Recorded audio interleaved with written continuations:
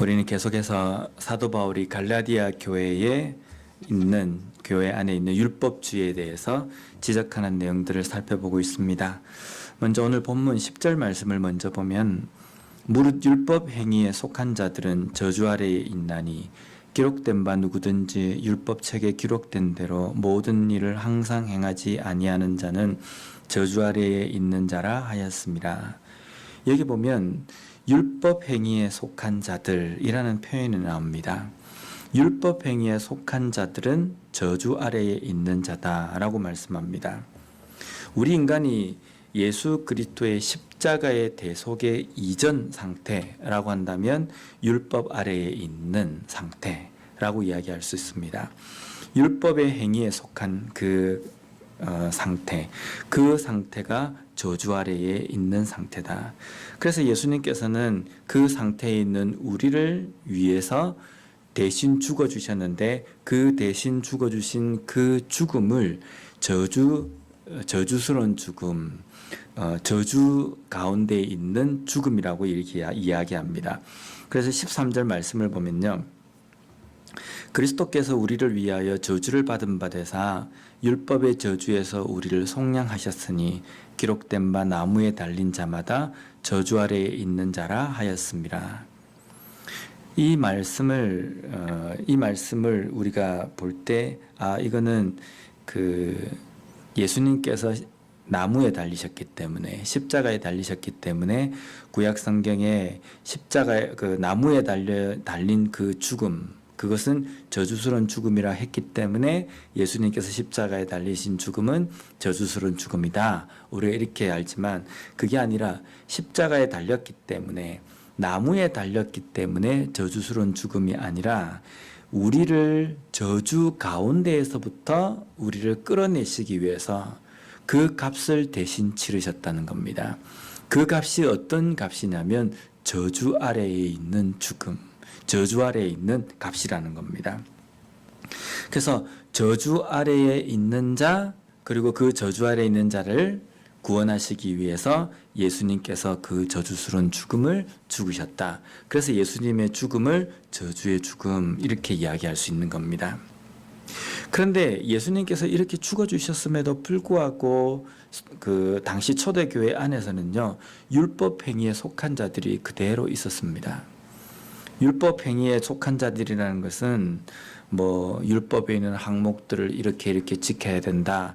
구약 성경에 나와 있는 하나님께서 직접 율법으로 주신 것들도 있지만 이 시간이 지나면서 사람들이 만들어 놓은 어떤 기준, 어떤 법칙, 이런 것들도 같이 확 해가지고 이런 것들을 지켜야지만이 구원에 이를 수 있다라고 이렇게 주장한 겁니다.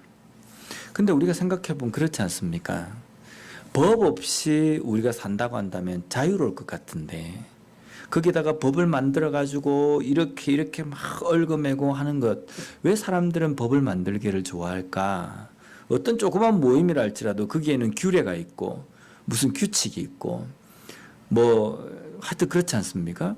왜 이렇게 될까 생각을 해보니까 첫 번째는 그 법을 만들어야지만이 내 이익이 유지가 되기 때문입니다.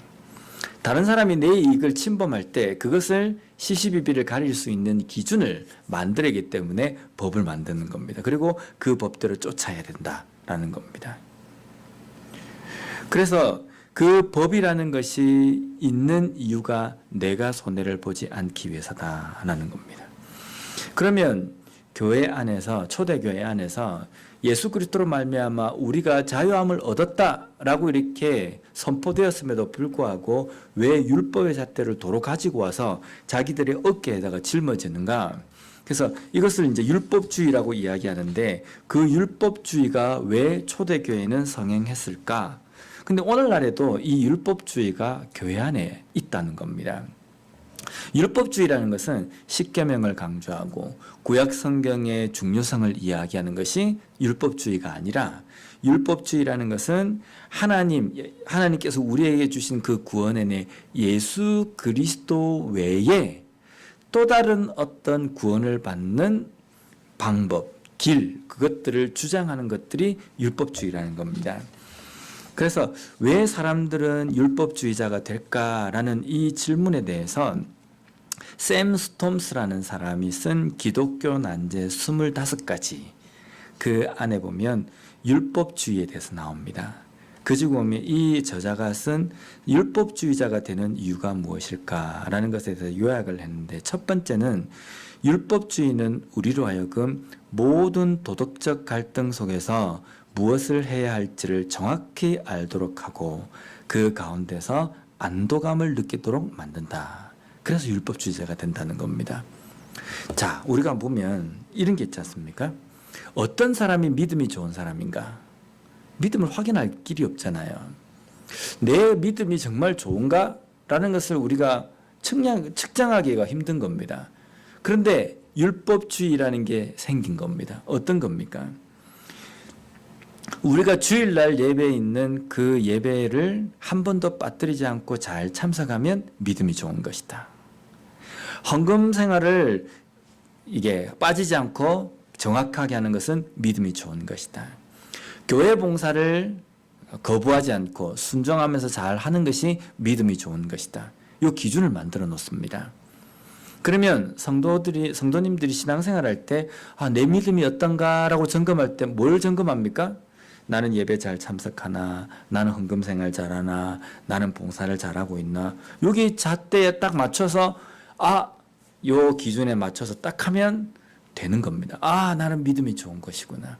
그래서 신앙의 불안감이 없게 하기 위해서 이 율법주의라는 잣대를 만든다라는 겁니다.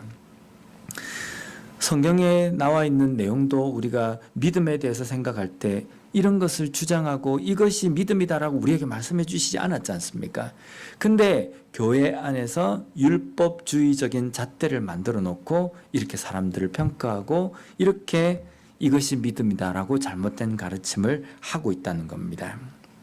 두 번째로 율법주의는 교만을 장려한다라는 겁니다. 왜냐하면 내가 기꺼이 이 율법의 잣대에 맞춰서 이 이상을 내가 하고 있기 때문에 나는 대단한 사람이라는 겁니다. 내가 다른 사람들은 봉사를 1시간밖에 안 하는데 나는 봉사를 6일, 7일을 한다. 이게 얼마나 다른 사람들에게 내세울 만한 어떤 그 자랑의 근거가 될 수 있습니까? 그러니까 그 기준을 세워놓음으로 인해서 율법주의는 교만을 장려하고 내가 다른 사람보다 얼마나 뛰어난 사람인지를 다른 사람과 비교해서 나타낼 수 있도록 만들어주는 역할을 하기 때문이다라는 겁니다. 세 번째로 이것은 통제를 지속할 핑계가 된다. 율법주의에는 모든 상황을 다스릴 규칙이나 율법이 언제나 존재하고 물론 내가 만들어낸 것이지만 따라서 미지의 것을 두려워할 필요가 없다. 율법주의자들의 생각에 규칙이 없다면 결국 모든 것은 통제를 벗어나고 말 것이다. 규칙을 쫙 만들어 놓는 겁니다. 그래서 이 규칙을 만들어 놓고 이 규칙 밖에 있는 것들이 새로운 것들이 들어오면 이것은 잘못된 것, 이것은 좋은 것 이런 식으로 판결하기가 좋다는 겁니다. 제가 어릴 때 저녁 예배나 아니면은 그 성탄절이나 이럴 때 되면 청년부에 있는 선배들이 나와서 이제 특송 같은 걸 하는데 옛날에는 특송한다 그러면 그냥 중창단 5명, 10명 이렇게 쭉 나와가지고 소프라노, 엘토, 테너, 베이스 해가지고 그냥 중창을 했지 않습니까? 근데 어느 날 한날은 크리스마스 때인데 이 대학부 선배들, 청년부 선배들이 나왔는데 밴드를 가지고 나온 겁니다. 앞에 마이크를 탁 싱어들이 잡고 뒤에는요 이 기타, 옛날에 통기타 치는 것도 교회에서는 엄청 금기시했지 않습니까? 근데 일렉 기타 딱 하면 그냥 이상한 소리 막 나잖아요. 베이스 기타, 거기다 드럼까지 딱 가져와서 하는데요. 그 어린 제가 딱 볼 때도 당시에 이 밴드 이런 거는 그냥 카바레, 술집 이런 데서 하는 그런 어떤 모양새였거든요. 근데 교회 앞에서 그렇게 하는데 막 이렇게 심장이 뛰기도 하고 뭔가 새로운 거니까 이게 좀 아주 신기하기도 했습니다. 근데 뒤에서 드럼 치는 이 형이 이 나이트클럽에서 드럼을 치던 형이었어요. 근데 전도를 받아가지고 대학부에 와가지고 밴드를 한다니까 자기가 할 수 있는 게 드럼이지 않습니까? 그래가 신나게 막 스틱도 돌려가면서 막 한 겁니다. 대부분의 교회에서 말이 났지 않습니까? 어디 술집에서 하든 그런 걸 가지고 와가지고 이런 데서 하냐면서. 이거는 완전히 그냥 마귀의 음악이라면서 막. 이 청년 선배들이 그 중에서 이 드럼 치던 형은 시험에 들어가 교회를 안 나오기도 하고. 지금 교회에서 어떻게 합니까? 드럼, 베이스, 기타 그냥 아무런 거부 반응이 없이 합니다. 그 당시에 그 신앙생활하는 어른들이 만들어 놓은 율법주의적인 잣대로 이건 안 된다라고 하니까 그것을 그냥 쉽게 그냥 배격할 수 있고 판결하기 편하게 만들어 놓은 그 잣대가 율법주의적인 잣대라는 겁니다. 그렇다고 한다면 과거에 그런 기준과 그런 것이 있다고 한다면 현재 우리 교회 안에나 신앙생활 안에서도 우리의 개인의 신앙생활 속에서도 우리만의 만들어 놓은 이 율법주의적인 잣대가 분명히 존재한다는 겁니다. 그것으로 인하여서 내가 갈등 가운데에서 쉽게 판결할 수 있는 안도감을 주게 만들고 또 내가 다른 사람보다 더 뛰어난 신앙생활을 한다라는 것을 나타낼 수 있도록 만들고 또 다른 사람을 통제하기 편하도록 만드는 어떤 기준이 교회 안에도 내 신앙생활 안에도 존재한다는 겁니다. 그런데 이 모든 기준, 율법주의적인 잣대 이 기준이 나쁜 것만은 아닙니다. 내 스스로에게 그것을 딱 잣대를 댈 수 있습니다. 예를 하나 든다고 한다면 내가 드라마 보는 것은 TV 드라마를 보는 것은 도무지 내 영이 혼탁해서 내가 이 드라마를 봐서는 안 되겠다. 드라마를 보는 것은 이거는 사탄의 어떤 그거에 놀아나는 것이다. 내 기준을 세웠습니다. 그러면 내가 생각했을 때 내 삶에서 드라마를 보는 것이 신앙생활하는 데에 방해가 된다고 한다면 내 삶에서 그 기준을 세우는 것은 율법주의가 아닙니다. 내가 신앙생활하는 데 이게 어렵기 때문에 나는 이걸 보지 않겠다는 겁니다. 신념, 어떻게 보면 결단일 수 있습니다. 그런데 율법주의자가 되는 것은 어떤 것이냐면 내가 이 절대적인 기준을 세웠기 때문에 너도 해야 한다 라고 다른 사람에게도 그것을 마치 강요하고 그것이 진리인 것처럼 이야기하는 것은 율법주의가 될 수 있다는 겁니다. 옛날에 과거 한국교회에서 보면 주일날 돈 쓰는 문제 때문에 얼마나 큰 이슈가 됐었습니까? 요즘은 그렇게 안 하거든요. 근데 지금도 주일날 돈을 쓰고 주일날 밖에 나가서 식사를 하고 이런 것들이 내 마음이 좀 불편하다라고 한다면 내 스스로에게 그런 기준을 세워가지고 나 자신을 다잡을 수 있는 겁니다. 그런데 그렇다고 해서 그것을 다른 사람에게까지 기준을 매기고 그것이 절대적인 진리처럼 강요하는 것은 율법주의가 된다는 겁니다. 이 책에 나와 있는 내용입니다.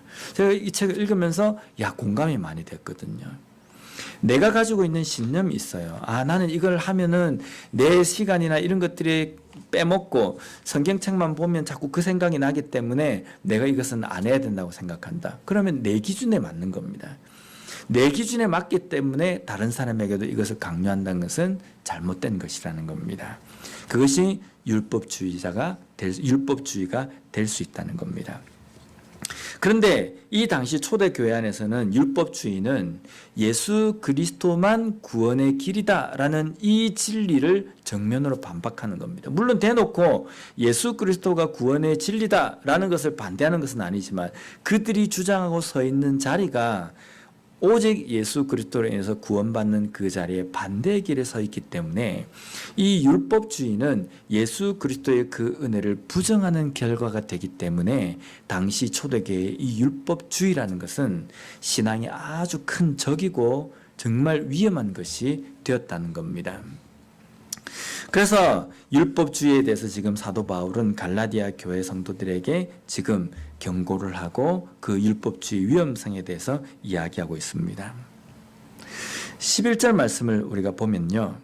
또 하나님 앞에서 아무도 율법으로 말미암아 의롭게 되지 못할 것이 분명하니 이는 의인은 믿음으로 살리라 하였음이라.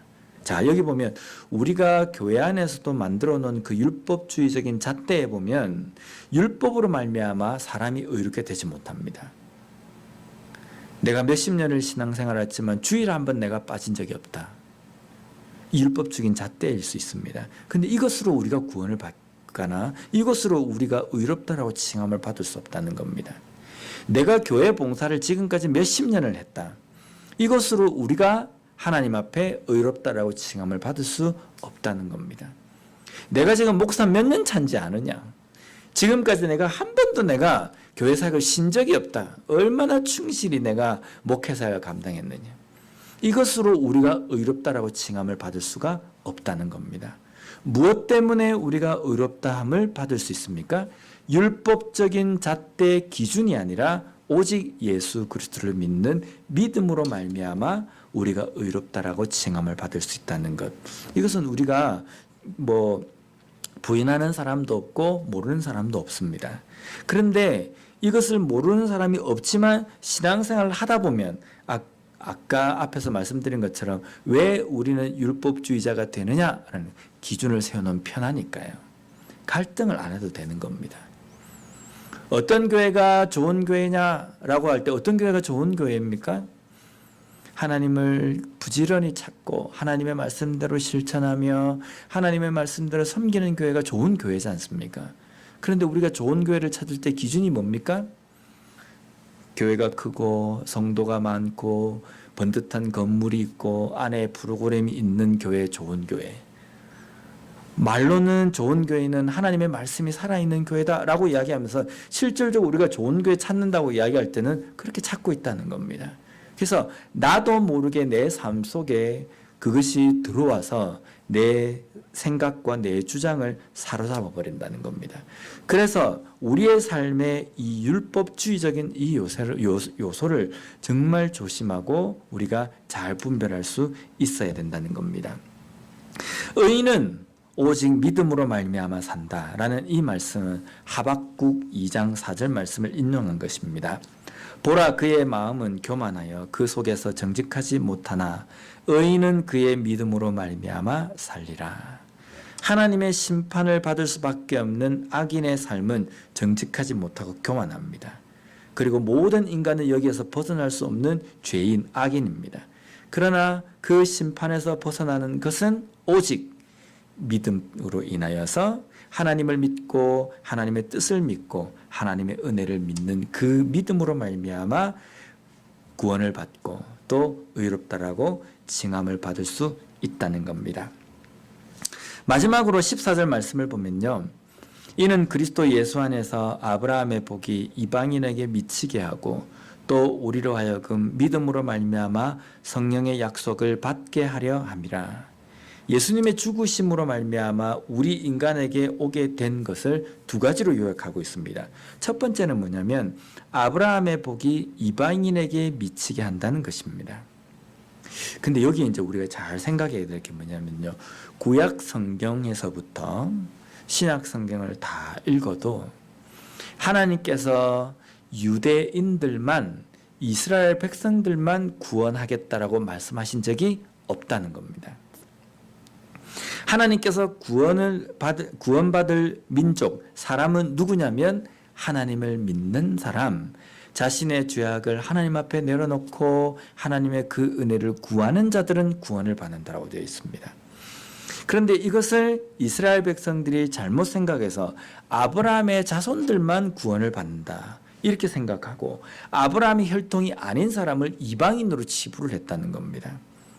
그런데 지금 예수 그리스도로 말미암아 되어진 일들이 어떤 일이냐면 아브라함의 복이 믿음의 자손이라는 이 복이 이방인에게도 미치겠다. 그럼 이전에는 그러면 아브라함의 복이 이방인에게 미치지 못하였느냐? 지금 율법주의를 강조하고 있는 유대인에게 이 말을 하기 때문에 아브라함의 복, 즉 구원받은 하나님의 자녀라는 이 복이 너희들이 이야기하고 너희들이 규정짓고 있는 이방인에게도 미치게 하신 그것이 예수 그리스도시다라고 이렇게 가르치는 겁니다.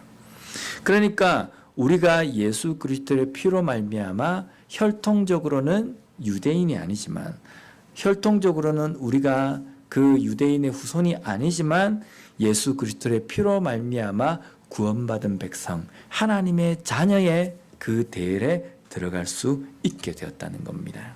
그것이 예수 그리스도로 인하여서 우리에게 주신 은혜입니다. 두 번째로 예수 그리스도께서 죽으심으로 말미암아 우리로 성령의 약속을 받게 하셨다라는 겁니다.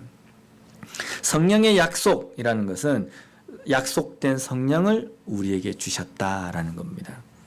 우리가 믿음을 고백하는 것은 내 속에 성령이 없는데 내가 믿음으로 고백함으로 말미암아 성령이 내 속에 들어오는 것이 아니라 성령이 우리 속에 오시는 동시에 내가 죄인임을 깨닫고 예수 그리스도를 주라고 고백하게 된다는 겁니다. 그래서 요엘서 2장 28절에서 32절 말씀을 보면요, 그 후에 내가 내 영을 만민에게 부어주리니 너희 자녀들이 장래의 일을 말할 것이며 너희 늙은이는 꿈을 꾸며 너희 젊은이는 이상을 볼 것이며 그때에 내가 또 내 영을 남종과 여종에게 부어줄 것이며 내가 이적을 하늘과 땅에 베풀리니 곧 피와 불과 연기 기둥이라. 여호와의 크고 두려운 날이 이르기 전에 해가 어두워지고 달이 핏빛같이 변하려니와 누구든지 여호와의 이름을 부르는 자는 구원을 얻으리니 이는 나 여호와의 말대로 시온산과 예루살렘에서 피할 자가 있을 것이며 남은 자 중에 나 여호와의 부름을 받을 자가 있을 것임이니라. 이 예언이 예수 그리스도로 인하여서 성취된 것입니다.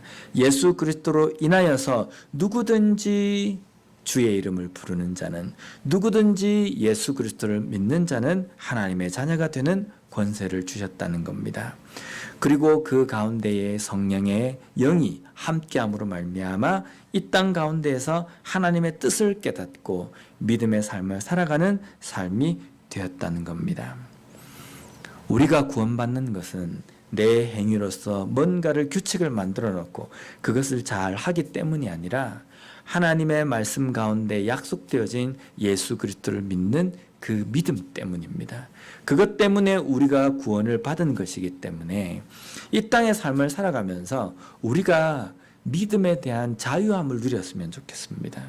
내 스스로가 만들어 놓은 어떤 율법적인 잣대, 그것에 내가 충족되어지면 나는 다 되었다 이렇게 생각하는 것도 잘못된 생각이고, 또 어떤 기준에 내가 넘어섰다고 해서 나는 정말 뛰어나다라고 하는 것도 교만이라는 겁니다.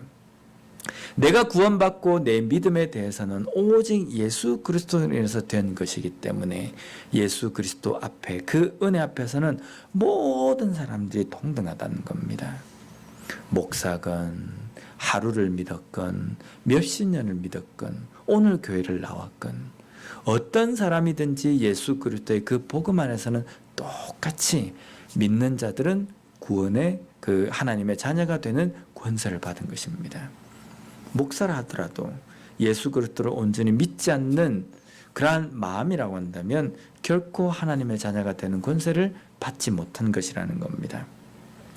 우리에게 이 은혜가 주어진 것은 오직 예수 그리스도로 통하여서 이루어진 것이기에 그 은혜를 감사하며 살아가고, 또 그 은혜가 나뿐만 아니라 다른 지체를 바라볼 때에도 그 은혜의 통로를 통해서 다른 지체를 바라보며 그들의 삶에 대해서 율법적인 잣대를 대지 않는 그런 삶을 살아가는 우리가 되었으면 좋겠습니다.